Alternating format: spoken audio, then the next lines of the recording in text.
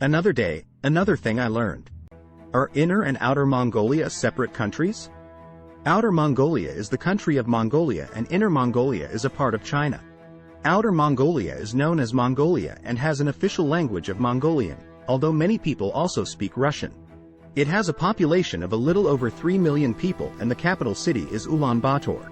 Some people still write in traditional vertical Mongolian script, but most writing is done in the Russian Cyrillic alphabet. Inner Mongolia is known as the Inner Mongolia Autonomous Region and the official languages are Mongolian and Mandarin. It has a population of 5 million people and the capital city is Ho-Hat. People still write using traditional Mongolian vertical script, but many people also write in Chinese.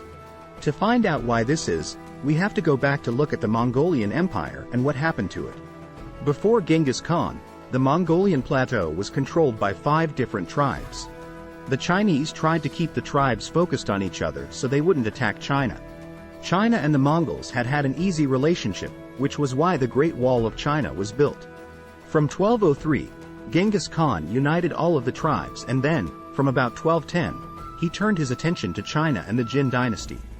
Genghis Khan died in 1227 and his successors pushed the Mongol Empire on until it crossed all of Asia and reached into Eastern Europe by the 1240s. Under Kublai Khan, the Mongols conquered all of China and founded the Yuan dynasty. Everything looked good, but one of the problems with the Mongol Empire was that each successive Khan had a huge family, which left many children competing to rule. Civil war and a breakup of the empire was probably inevitable. By the end of the 13th century, the Mongol Empire had fractured into eastern and western halves.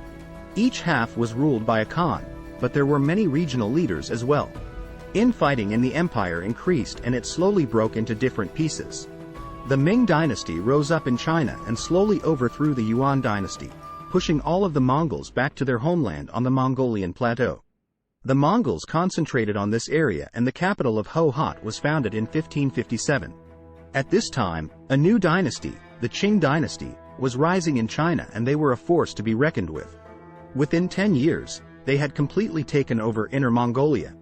Outer Mongolia lasted slightly longer before it fell and the names of Inner and Outer come from being trusted by the Chinese, Inner, and not being trusted, Outer. Outer Mongolia was allowed some autonomy, but travel between Inner and Outer was banned so that there was no chance of reunification. In 1911, the Qing dynasty fell in the revolution. The new government of the Republic of China claimed all of the Mongolian territory and sent in its troops. Russia promised to protect Outer Mongolia, but they never sent any troops and the Chinese took the whole area fairly easily. After the Russian Revolution had settled down, Russia started to expand its borders again and by 1921 the Russians pushed the Chinese out of Outer Mongolia.